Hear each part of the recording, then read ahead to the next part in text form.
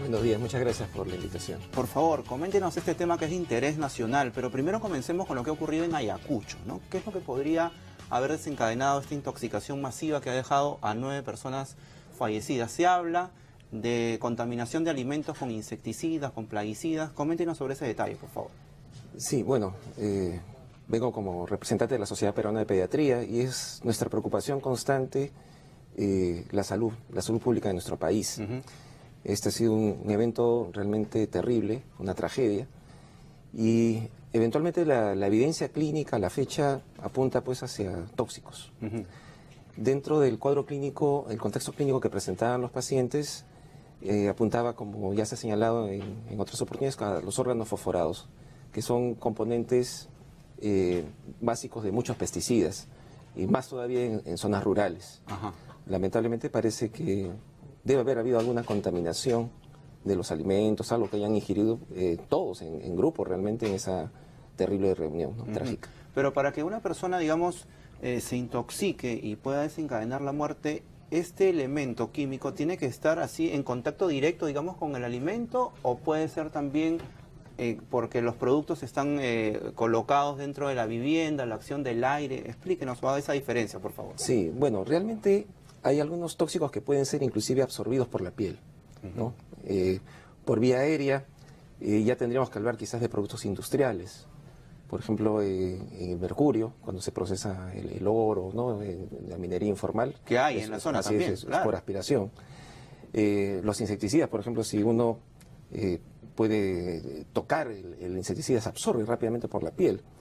Pero el problema principal es cuando se confunden con algunos alimentos, sobre todo cuando los guardamos en envases de alimentos.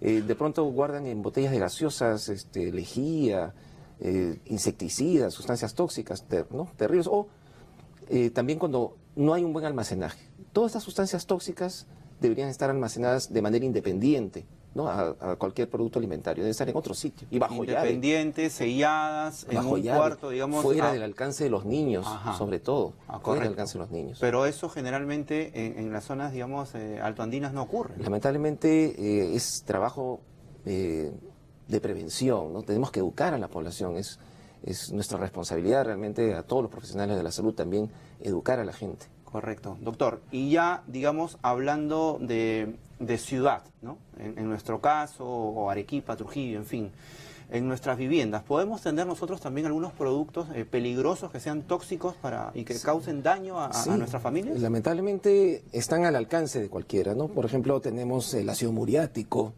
la lejía, que se usa bastante, la naftalina, que contiene alcanfor, ¿no? Sustancia que puede ser muy tóxica.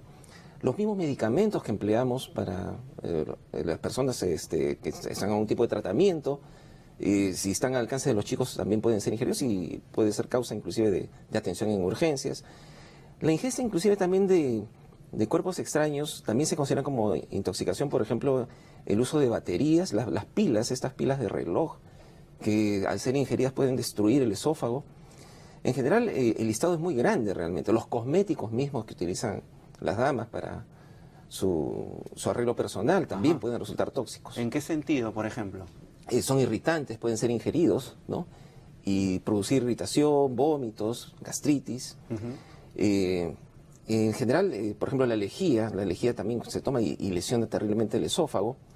Los mismos insecticidas, en aerosol, por ejemplo, en aerosol contienen un componente derivado de las flores de crisantemo que se llaman piretrinas y se produce una intoxicación que puede ser crónica por unas sustancias más piretroides que también pueden producir hasta convulsiones y son a veces intoxicaciones crónicas. Y por ejemplo la recomendación sería la misma que en la zona rural, tenemos que tener un sitio sobre todo exclusivo si tenemos, por esas cosas. Exactamente, sobre todo si tenemos pequeños, sobre todo los menores de 5 años.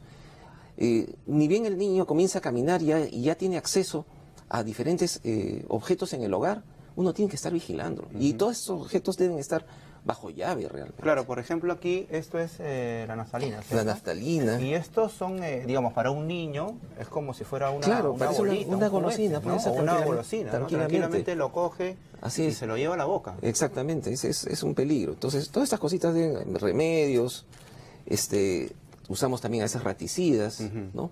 Todo esto tiene que estar bajo control, ¿no? Bajo llave y sobre todo los niños más pequeños, tenerlos alejados. Correcto. Y en ese caso, doctor, digamos que, bueno, una persona se descuidó, porque obviamente nadie va a querer hacerlo de forma adrede, digamos, ¿no? Pero digamos, me descuido y mi hijo coge esta naftalina u otro elemento y se lo come. ¿Qué tenemos que hacer de inmediato? ¿Qué síntomas o qué cosas debemos ver y nos damos cuenta que ha pasado algo ahí? Sí, realmente tomar alguna medida en el hogar en nuestro medio resultaría un poco riesgoso porque podemos estar perdiendo tiempo. Ajá. Antiguamente, por ejemplo, había un jarabe ipecacuana que se utilizaba para producir el vómito, para inducir el vómito, pero eso ya está contraindicado. Lo mejor es agarrarlo al niño y llevarlo inmediatamente a la urgencia. Nada de remedios, digamos, caseros. Y de pronto es perder el tiempo. Muchas veces uno no sabe qué ha ingerido. Y más bien sí hacer la revisión correspondiente en la casa, ver qué cosa puede haber consumido. En la emergencia, por ejemplo, a través del olor, ¿no? Y a través también preguntamos, por ejemplo, qué medicamentos están tomando la gente que vive ahí. O de pronto ya vemos las lesiones producto de algún irritante o un agente cáustico.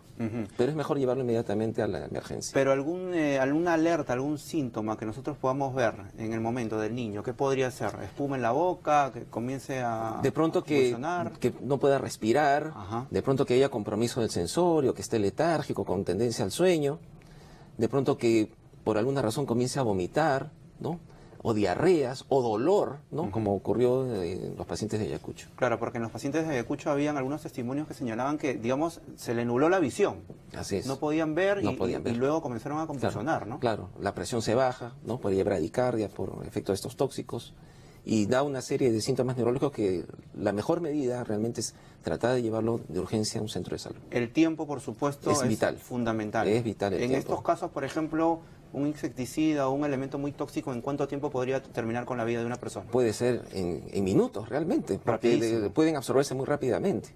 Puede ser muy rápido. Correcto, doctor. Y, por ejemplo, nos consultan también aquí a través de las redes sociales. En el caso de las frutas, ¿no? O verduras, a veces se habla de que algunas de ellas tienen pesticidas, en fin, que se le echan estos elementos químicos, ¿no? Las fresas, en fin. ¿Eso es cierto? ¿Qué precauciones debemos tomar? ¿O no es, digamos, o no contienen tanta sustancia para que nos alarmemos? Bueno, eso es una corriente mundial realmente, ¿no? En el sentido de que el cuidado de las verduras y todo lo demás está lleno de elementos preventivos de plagas. Y esto crea una corriente como para tratar de evitarlos, ¿no? Y de pronto la cantidad de tóxicos que podría tener no sería suficiente como para hacer una intoxicación aguda, pero de pronto sí algún depósito crónico. Entonces, definitivamente lavar bien todas las verduras, lavar bien las frutas, y por ejemplo con algunas, en este caso las fresas, que son frutos rastreros, entonces están más en contacto con el suelo, tener mucho cuidado. Así es, porque siempre escuchamos eso, ¿no? Que hay que lavar bien las fresas, sí. Incluso también otra cosa que he escuchado, el tomate también, que dicen que es lo que se utiliza más. No hablaría solamente de los tóxicos, ¿no? También estamos hablando de parásitos y todos los demás agentes infecciosos también que pueden estar involucrados. Correcto. Hechos así por su experiencia que usted tiene, digamos, que ha ocurrido en Ayacucho, además del que ocurrió en el 99, creo, en Cusco, ¿no? ¿Le vienen a la mente este tipo de contaminación así o intoxicación con tanta cantidad de gente comprometida? Realmente son eventos muy aislados, no es tan frecuente, pero sí nos ponen alerta, ¿no? A estar preparados, porque ya pasó una vez y se vuelve a repetir y probablemente pueda ocurrir nuevamente.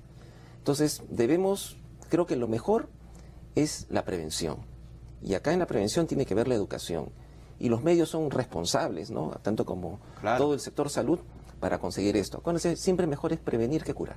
Correcto. Y en el caso ya de aquí, por ejemplo en Lima, por su experiencia, ¿hay mucha incidencia en estos casos de contaminación, sobre todo en niños, por haber ingerido este tipo de productos? Lamentablemente, bueno, la especialidad que hago, que es trabajar con niños, sí, es bastante frecuente.